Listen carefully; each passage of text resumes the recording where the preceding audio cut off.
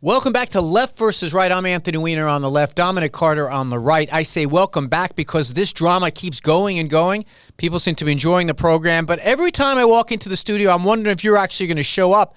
It seems like I'm pummeling you more and more each week. That's the best joke I have heard in a lifetime. It's just the opposite. All right. Well, we have a lot to talk about this week.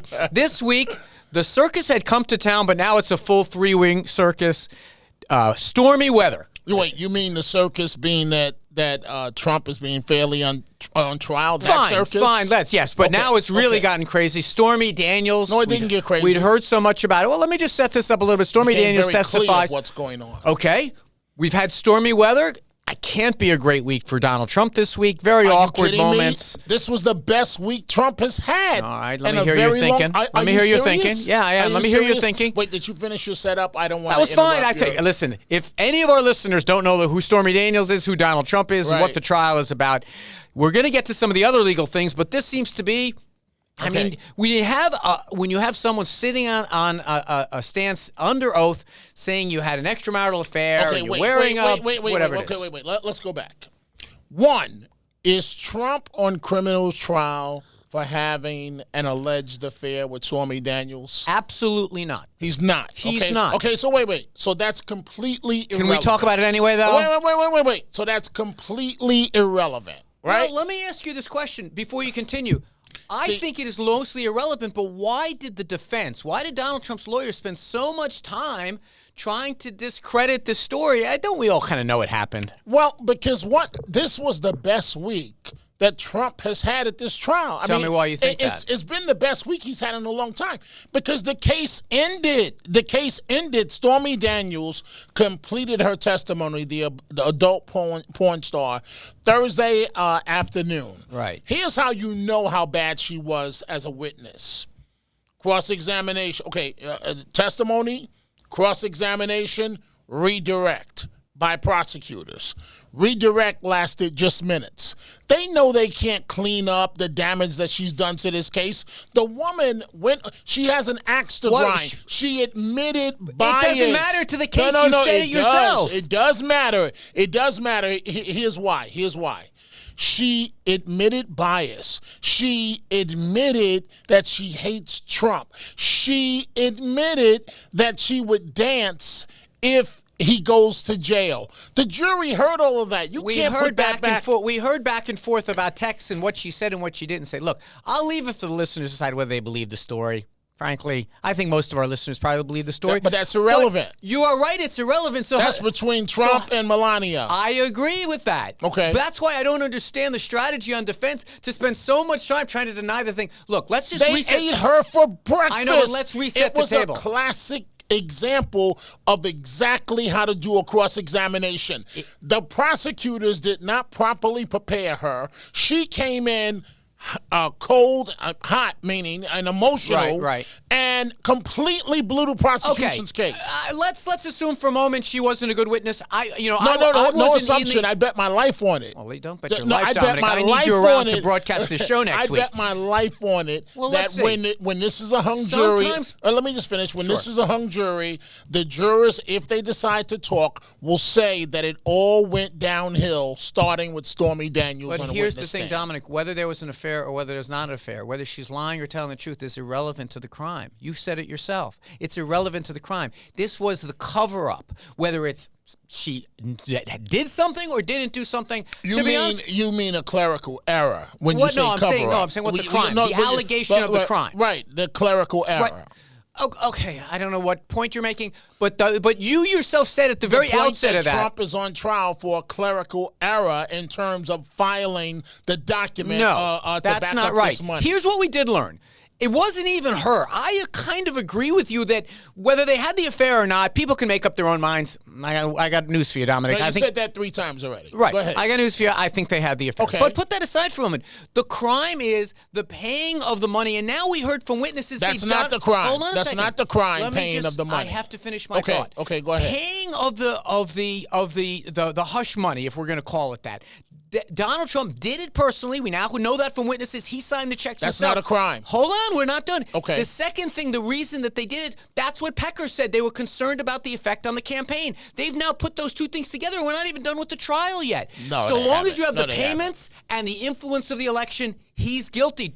No, Stormy Daniels Daniels getting it right about whether it wore a condom or not is irrelevant to that case. Now, it might be helpful on appeal that it was like prejudicial or something, but the whole thing doesn't make any sense to me. First of all, you're talking appeal. There'll be no appeal because Trump won't need one.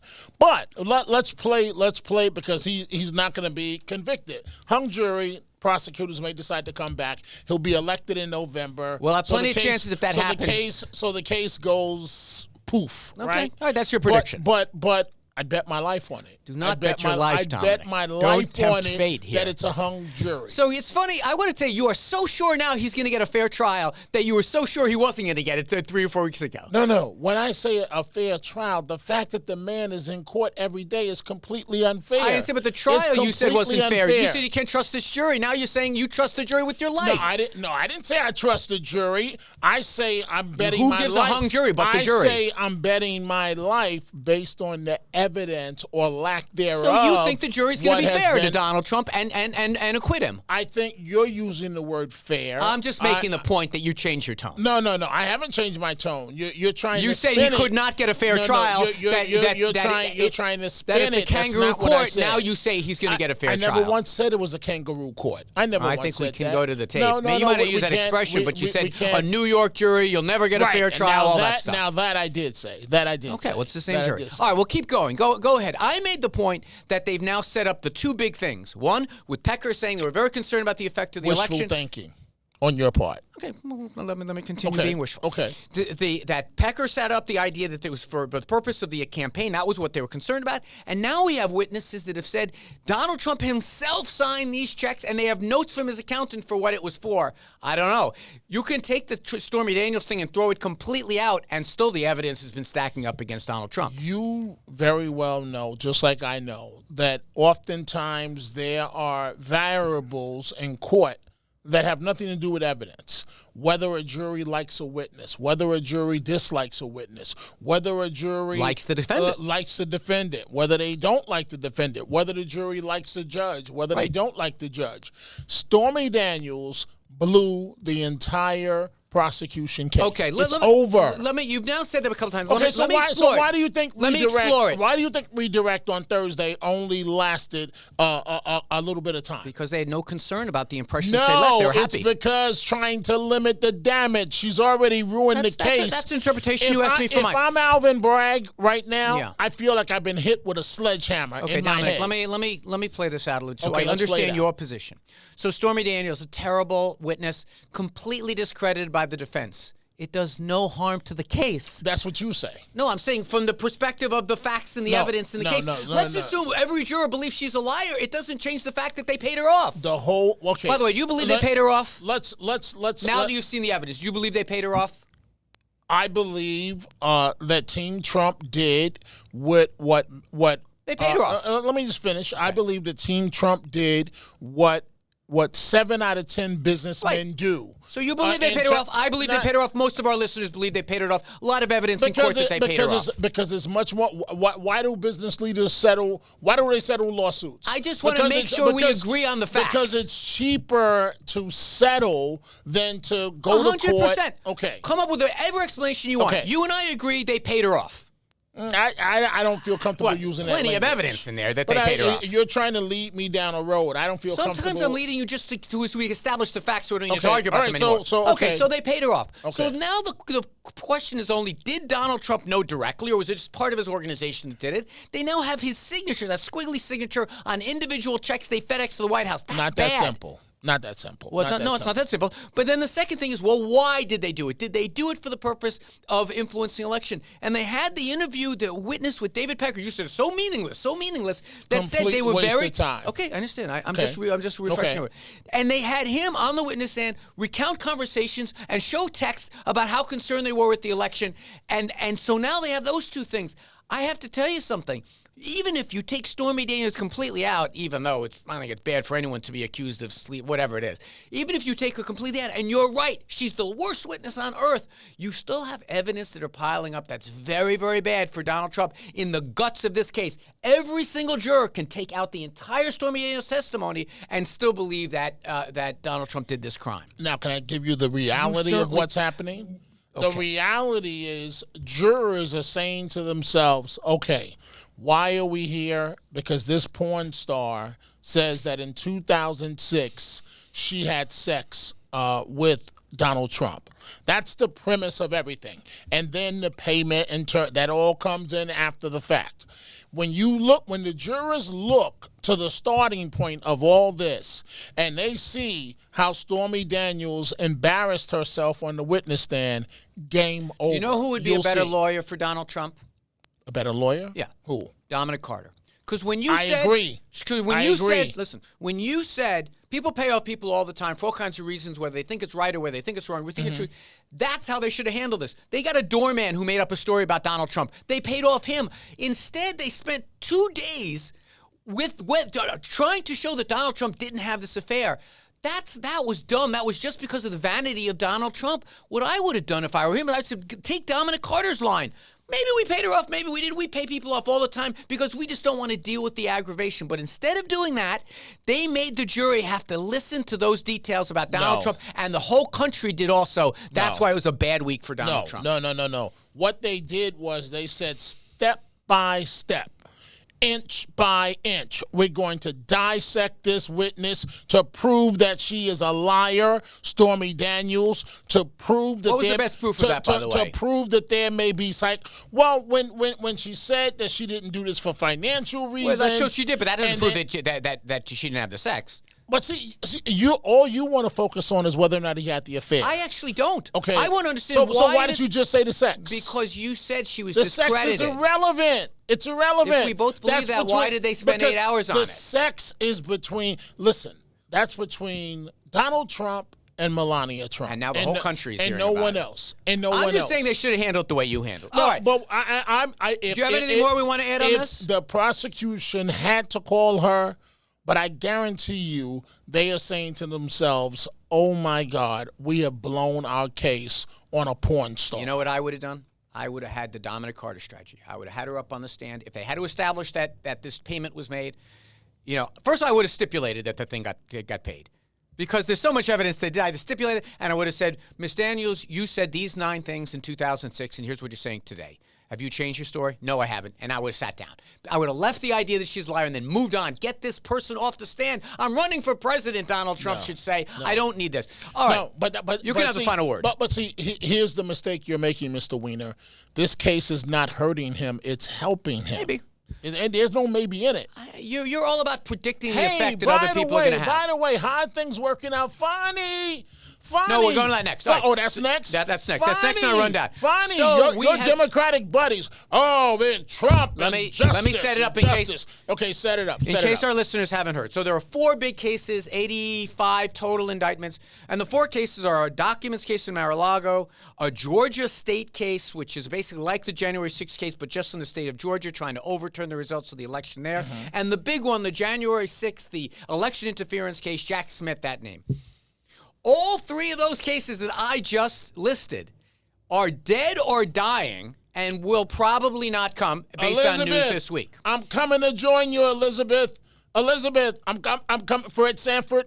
Because you just admitted what I've been telling you all along. Right, you were right. Cases, I was right. The criminal justice system. I was right. Oh, now if Joe Biden is elected, these trials are going to go forward. He's going to be guilty of all of them. He's not going to be elected. Okay. Biden's not going to be. I know you with your prediction. After poll after poll after poll. We do not call this left versus right. Let's see you can make predictions about something that's going to come anyway. We talk about the issues here.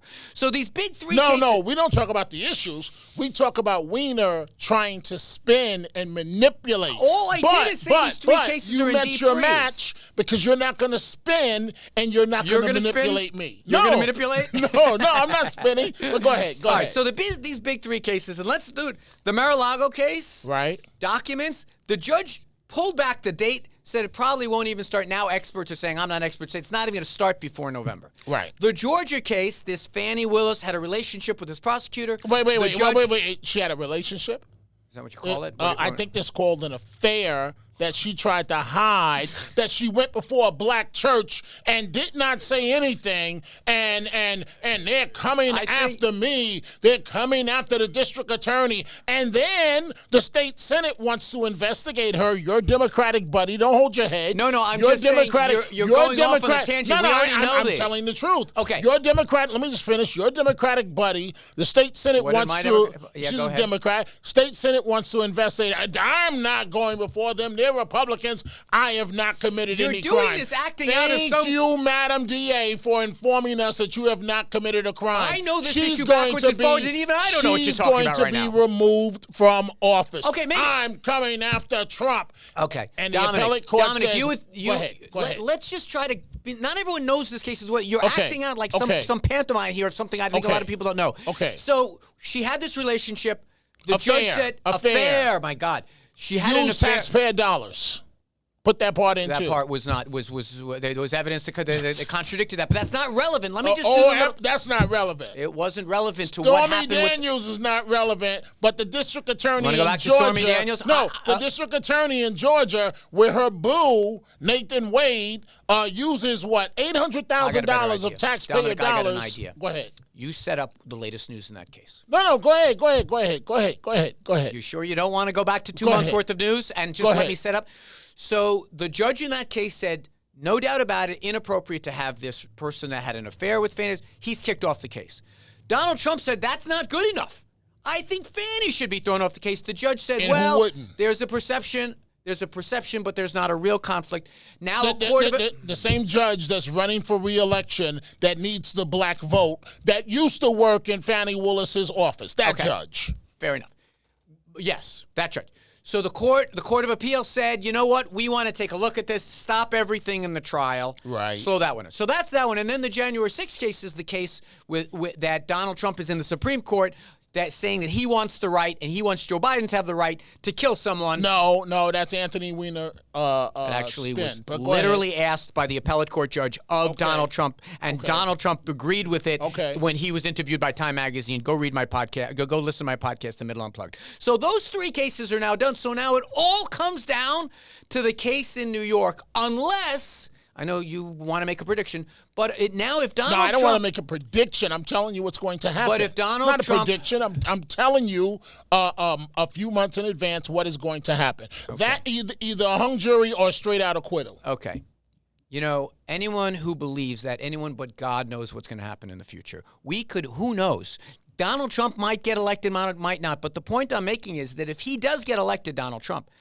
He tells the January 6th prosecutor, you're fired. Of course. So he's off of that one. Right. He tells the Mar-a-Lago prosecutor, which is the same guy, you're fired. Of course. And Georgia probably can't have their trial anyway because they don't allow presidents to stand trial in state courts when they're president. No, so that's not why they won't have the trial. That's Willis the one in will Georgia. be removed as district attorney for having sex with her boo and taxpayers paying for it. But go ahead. I did my best. Okay. We have to go to a break. We'll be right back with Left versus Right. Anthony Weiner on the left, Dominic Carter on the right. So welcome back to Left versus Right. Anthony Weiner on the left, Dominic Carter on the right. If you want to follow what I do, at Rep Weiner is me on Twitter, Anthony D. Weiner on Facebook, at Dominic TV is where Dominic. Also, you can listen to Dominic's very fine show. It starts the clock every day at midnight, starts with an hour of Dominic Carter. And my program, hopefully you just listen to the middle. And I did. Thank you. I appreciate it. And you had a great show. And you have an advantage because you get to hear a little bit of what I'm going to say in advance. You're correct. But I get to listen to your show all week, so I guess we're even. But you also have another advantage. You work out all the time, and I'm going to start calling you GQ. Well, so you got on the tie now. By the way, you ride around the city, folks. That person passing you on that city pipe, it might be Anthony Dominic, Weiner. I made fun of this the first few episodes, how you came on a tie, and you always do. You're one of the sharpest dressed guys I know. And I would come dressed for radio. And then Eric and John and Margot Katzimatidis and Chad Lopez said, let's put this up on YouTube. Right. And suddenly I'm getting texts from friends, you look like a schlub. And I'm like, I took a job in radio, so I didn't have to wear a tie anymore after all those years wearing ties. But anyway, let's move on to something. And this is a tougher issue for me, I'm gonna admit. First, we had the good news that Congress finally joined together and sent more aid to Ukraine, to Taiwan, but also to Israel. Israel is getting ready for its next phase of its campaign against Hamas, and Joe Biden said, listen, if you are going to do this broad incursion now in the South, you can't use our precision-guided weapons that Congress just allocated. Now, I've heard you talk about this a little bit on the radio. A lot of folks, Democrats and Republicans, are troubled by this. Before I try to defend Joe Biden, why don't you have your say about it? Well, would you stipulate that the President of the United States just issued an ultimatum to one of our biggest allies? Ultimatum's a strong word because I think Israel can prosecute this war without our help. But he did kind of say, for the first time in my memory, it happens all the time. We did it with Ukraine, by the way. Here's a condition on this aid that they need. I have problems with it. But I'm going to do my best to defend the position. But it's impossible. I'm capable. I might not have my heart in it because I have some real concerns about this. But I'm going to take my stab at it. But take your best run at Joe Biden. Tell me how he's trying to get votes in Michigan. Tell me how he's betraying everybody. I don't have to say another word. You just summed it up. you just summed it up for exactly what it is. Let me make the case. Okay. Joe Biden has been a steadfast friend to Israel. However, the international, domestic, the world community, including some of the partners that the United States wants to ultimately do peace with Israel with, are very concerned about where this war is at this point. Bibi Netanyahu, the war cabinet in Israel, we are going to leave no stone unturned until every last Hamas body is gone. Which is the right thing Here's to the do. problem. If it means going into Rafah, even if it means going into a highly populated area, you cannot fight this fight 75%. Yeah, here's the problem. And then leave the enemy standing and hiding amongst the people in Rafah to then turn around a year from now and do, God forbid, another October 7th. I think that's right. I think that's right. Here's the problem, though. Here's just defending the Biden position here as best I can. And you can hear in my voice that I might not have my heart in it. The idea being that you might get every last Hamas fighter, every last tunnel. But if you're not careful, you're making the idea of Hamas, you're making the idea of terrorism against Israel grow and grow and grow by so many civilians being victimized. Like, the idea is you can't kill an idea. That, yes, there are military things that you can do that they should want to do. I mean, look, here's my problem with it. And again, I'm kind of torn here. I'm trying to do the program as best I can as left versus right. The concern I have is if you want precision hits on just military things, you got to give them precision weapons, and that's what we're withholding. So if you don't want smart bombs, you're going to get dumb bombs. So one way or another, it's going to happen. But I think the United States is trying to be to the world, look, we get it. We want there to be, when this is all said and done, we want Hamas to be wiped out, Israel to survive, but we also want there to be some ground that we can build a two-state solution on in the future. And I think that's what Joe Biden is thinking here. You and I both know if it was not a presidential election year, that this would go totally different. That the president of the United States, and he's our president. We only have one president at a time, and I wish him well. But what he's doing as it relates to Israel and Rafah and Hamas, he's trying to have it both ways, which is what you basically just said. Get rid of Hamas. But at the same time, try to have as few civilian casualties as possible. That's not a crazy position. Okay, it's not a crazy position, but Hamas should have thought about that before October 7th. No, I get it. And that's a straw man. I agree 100%. There should be not one Hamas fighter left, one tunnel left. I get that imperative. Okay. But the problem has now become that, and you say it's politically expedient to kind of be a little bit on both sides. No, that's where the country is. I have never seen support for Israel as low as it is today. Still a majority of people support it, but it used to be an 80-20 proposition, and now it's a 60-40 proposition. And I believe that ultimately support for Israel is something you have to make sure stays strong in the United States and in the world community. Look at what's going on around the world. I mean, everything you just said may be true, but I'm a bit saddened right now, Mr. Weiner, because as we speak here Saturday afternoon, right, somewhere in all likelihood at the hands of Hamas right now, a woman is being gang raped. a hostage. Well, if right you now. really are concerned about the hostages, Right you now. think what Biden did was right. No. Because you're not going to get. Remember, they're right now negotiating to try to get hostages. Okay, now, so, I don't know if there are any that are survived. So let's say that in order to go into Rafah, you're going to lose 90% of the remaining hostages that they have. Then so be it. I know, but that's not. I know, but Dominic, reason, you saying that is fine, but you right. can't in one thought you can't say, "Oh my God, I'm so concerned about hostages being raped," and the other one saying we're not going to try to get them out. No, I didn't say. I didn't say not try and get them out. What I'm stating is that getting rid of Hamas at all costs has to be mission number one. I get that. Period. I get that. But if you what you can't then you have to say we're going to sacrifice whatever hostages might be left. And that's a tough thing to say. And I think what Joe Biden is trying to say is if the United States, I never think the United States should be in what he's trying to say is I'm trying to be reelected. Let me he's say saying, please First vote of all, I don't for think me. this makes him super popular anywhere. He's being protested on the left and the right. So I don't think this is about politics. I think this is about trying to build the platform that they can eventually do a Saudi-Israel deal in the future. But putting that aside for a second, I think the challenge has to be when you're the U.S. president is I never think the U.S. president should be an impartial broker. We're very partial. We're partial to Israel. But we still have to be a broker. When Egypt decides they finally want to make peace with Israel, it's us they turn to be a broker. When Jordan decides, it's us. The Abraham Accords under Donald Trump, something good that he did. It's us to be the broker. If we seem like we're a rubber stamp for Bibi Netanyahu, when he's gone, all that part of the world's going to remember is Joe Biden didn't say, hey, fellas, slow your roll a little bit. That's, I think, what he's thinking. I hear you, and perhaps you have a good point. At the end of the day, President Biden is trying to get reelected. It's as simple as that. And do you think this is making him more popular? This war has been a debacle for his polling. I think because no one's satisfied with what he's doing. See, what the White House doesn't understand is that no matter what they do, they're not going to win the election. Okay, again with the predictions. But let's just talk. What's the right thing to do? I have a good track record at making predictions. That's fine, but Dominic, if every episode is you making a prediction about November, we might as well just turn off the radios and come back in November. No, let's talk about what's right. Let's talk about what's right and what's left, what's right and what's wrong. What do you think? If you think it's the right thing to do, I'll hear that argument. But I'm not buying that. If you think every time you say, let's get to the next issue, these protests going on everywhere. Okay, in our city. We have protests going on. They decided they couldn't get into protest at the Met Gala dinner. Do you see how very good Huma looked? Huma looked amazing for that dinner. So they couldn't get in, and so someone goes and spray paints a war memorial nearby in Central Park.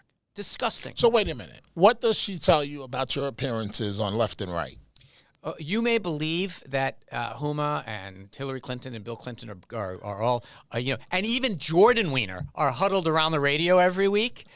Jordan, I played some of our, because he's a 12-year-old, so he doesn't listen to the radio. He looks at YouTube, and he's one of the people that saw me on YouTube wearing a polo shirt when you were in a suit. Mm-hmm. He said something like, "I believe him just because here's the sound off. I believe him just because he looks like he knows what he's talking about." But anyway, let's get back to this. But you're his dad, so he's going to side again. Also, generally. He's 12 years old, so taking shots at me is like second nature to him. Okay. But let's get back to this very serious issue. Welcome to the club as a parent. Exactly.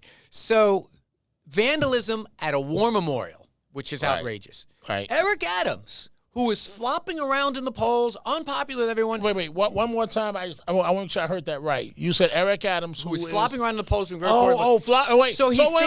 Flopping around in the polls. That's a nice way to say that his poll numbers are horrible, right? I just want to make sure. Yeah, I just want flopping around the polls. I just want to establish that. Right. We're not talking about polling. Right. But you say flopping around, right? And that's a cute word. That's not what's happening. What's happening, and I like Mayor Adams. I know we're not talking about polling. I'm talking about what's happening is because of his migrant stance, his mayoralty is going down the drain. Your effort to make this a migrant conversation is rejected. I'm going to go back to what we're talking about. Go ahead. So he now is standing up and saying what a lot of people say. It's like, look, he's looking like the most patriotic guy. He says, I'm going to put up money personally to catch these guys that did this. Mm-hmm. He's like, flag burning must stop. These are all Democrats who are standing up against these these protesters. That's one Democrat standing up, and I like him. He's a personal friend, Mayor Adams. But come on, Mr. Weiner, politics 101. Come on. Right. Politics 101. These protesters are not popular. No. The patriotic element. Right, he's standing up against these protesters who are burning flags and graffitiing war memorials. Right. These protesters are not popular. And when the mayor does this, you don't think he knows his poll numbers when he does this? These protesters are not popular. You keep saying it's a popular movement. People are supporting them to get elected. And by the way, they're not popular. And I like Mayor Adams. However, right, I don't think it's a good look for, he went back to go meet with the Pope with the problems that we have in this city. I think that the mayor of New York needs to be here in the city. President's travel, mayor's travel. Okay.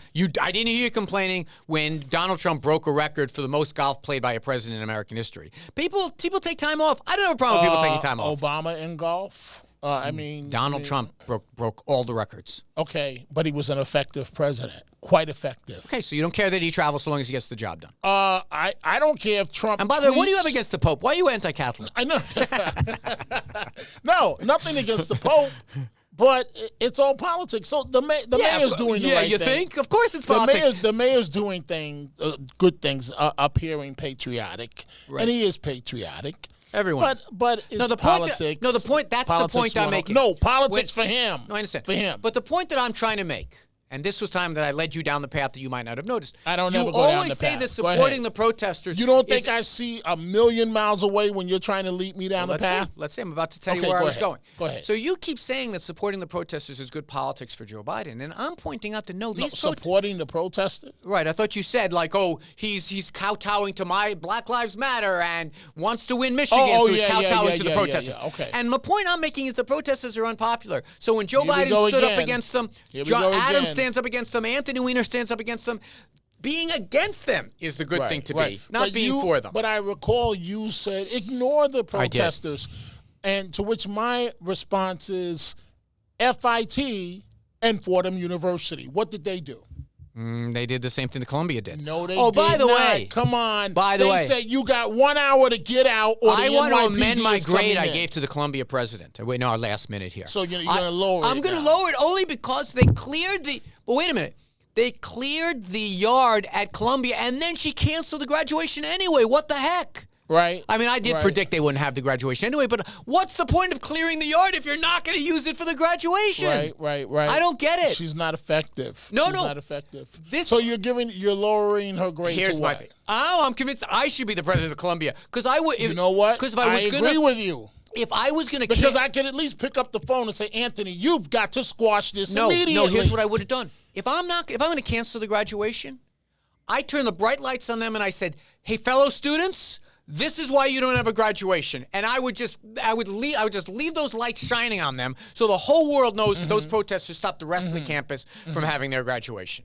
I don't see why clear the campus if you're not going to have the frickin' anyway. It's called lack of leadership. No, it's called. That's why Speaker Mike Johnson going there was the best thing that ever happened, and I really believe that President Biden should have done the same. I know you do. If you think President Biden should go everywhere, and except go to visit the the Pope. wake of Officer Diller. Okay. Anyway, he should also come attend a live audience screening of this, which is something. I agree. We're toying with that, by the way. But do we have $25 million to donate to his campaign? I mean, he went to Radio City with Obama and with Clinton. Well, fortunately, and by the way, if the president is so popular, why does he have to be propped up by Obama? Very good question. By the way, didn't Donald Trump, when he ran, said he wasn't going to take donations? He was going to fund it himself because he's so rich. I guess he lied. But wait. But I asked you a question about the president. So I asked you one back. So we're going to ask each other questions all day long. We're going to do rhetorical. They're called rhetorical questions, right? We'll be right back on Left versus Right with Anthony Weiner and Dominic Carter.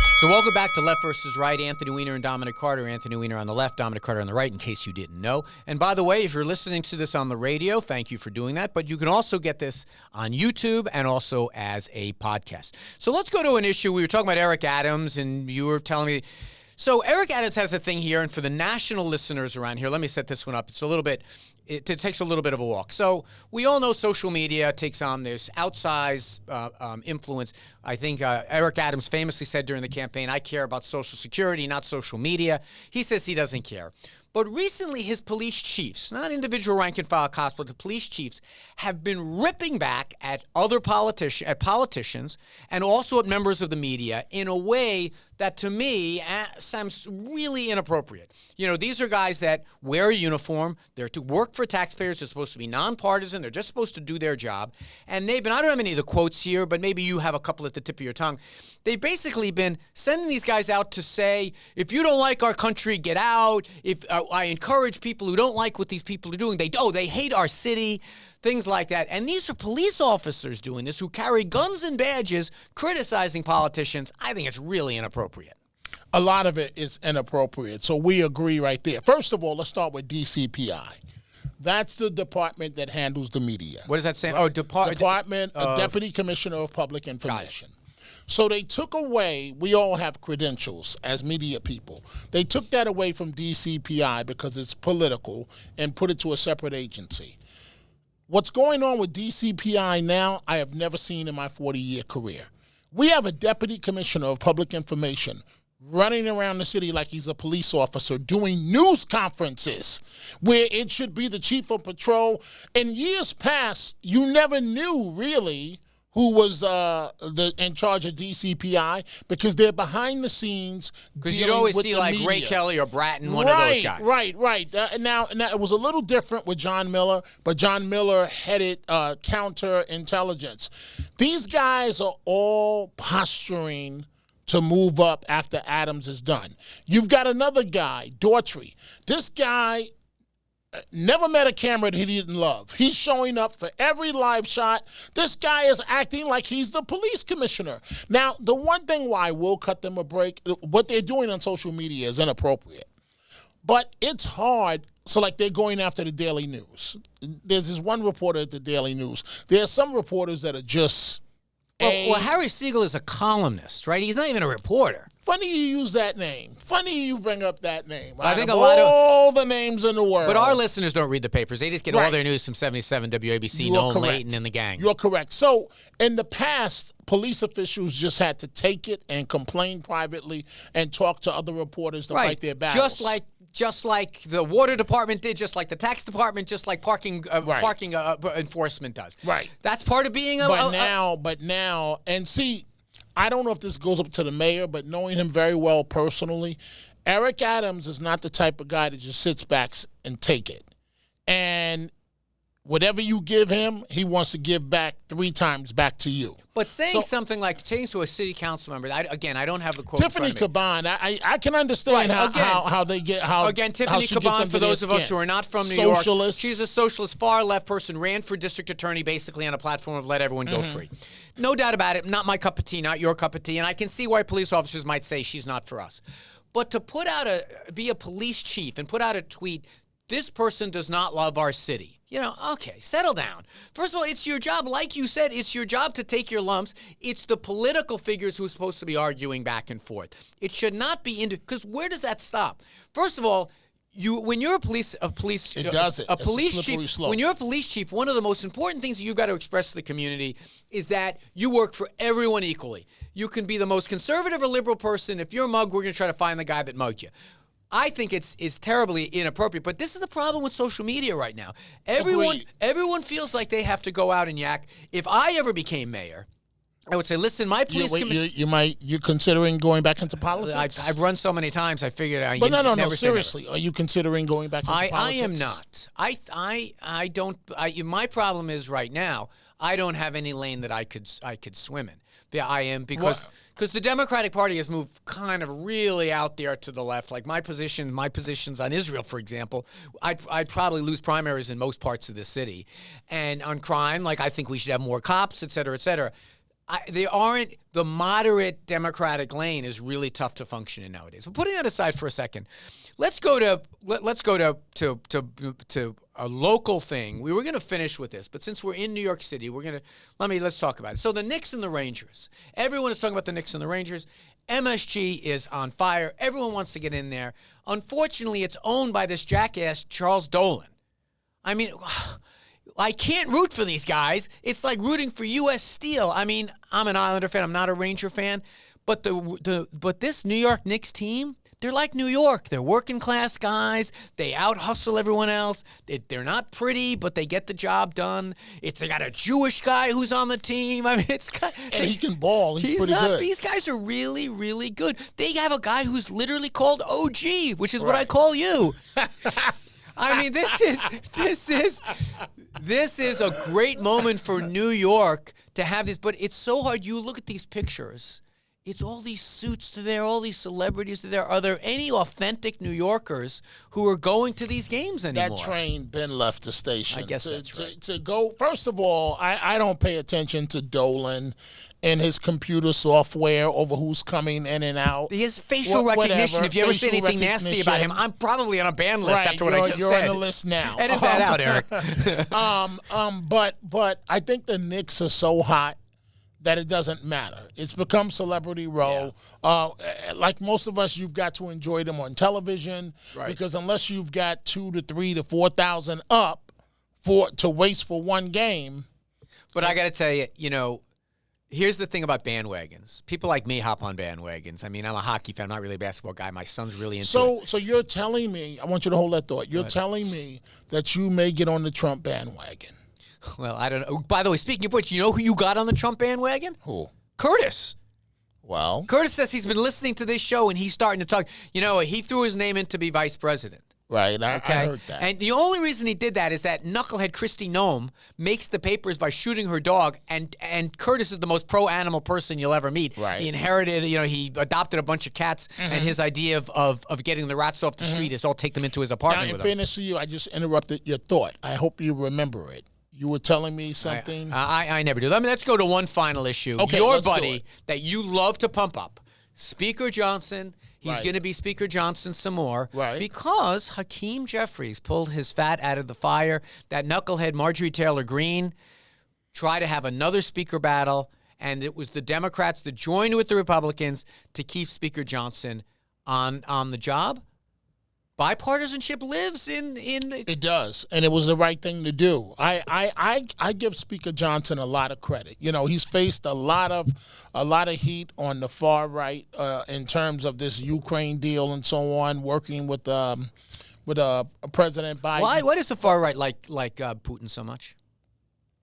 That's a loaded question, but I don't have enough time. You're kind of right. I mean, you're anti-Putin. Most Republicans are, but there is an element of your party, man. I mean, not you. You're an independent, but an element of the right that is just out and out pro-Putin. I do not get it.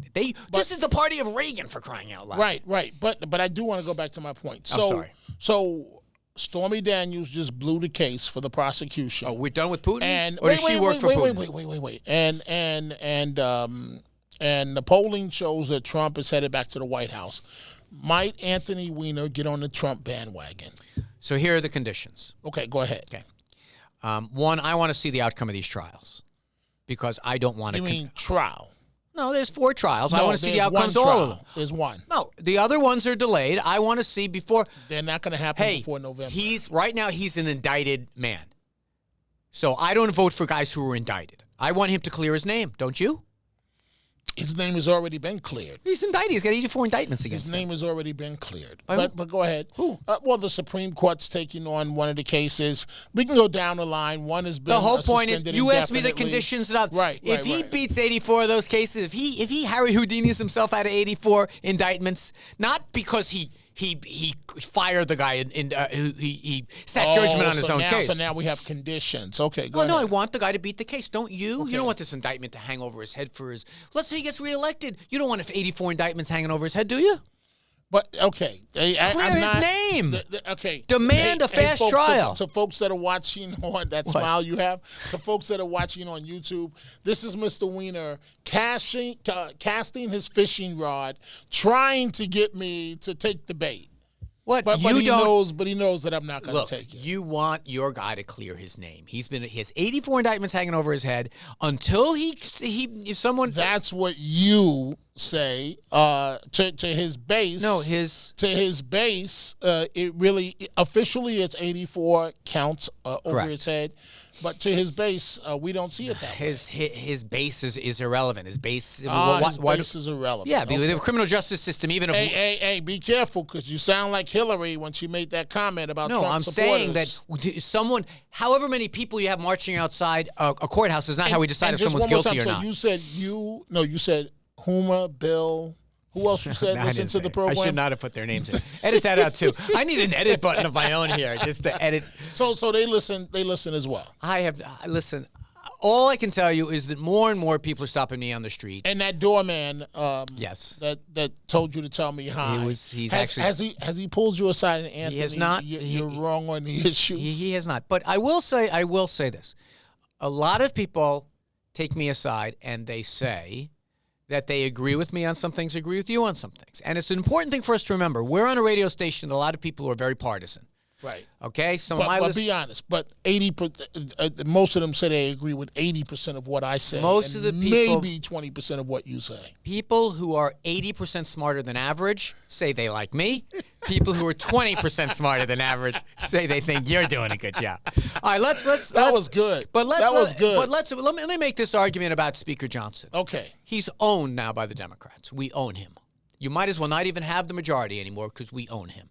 Because he had, in order to save his job, he couldn't do it with his own people. He had to turn to us. And if we, meaning we the Democrats, had to pull his fanny out of the fire, that is it. Essentially, the Republican control of Congress ended this week when Speaker Johnson had to be saved by Hakeem Jeffries. Now, again, the difference between me and you, right? I admit things. You may have a good point there.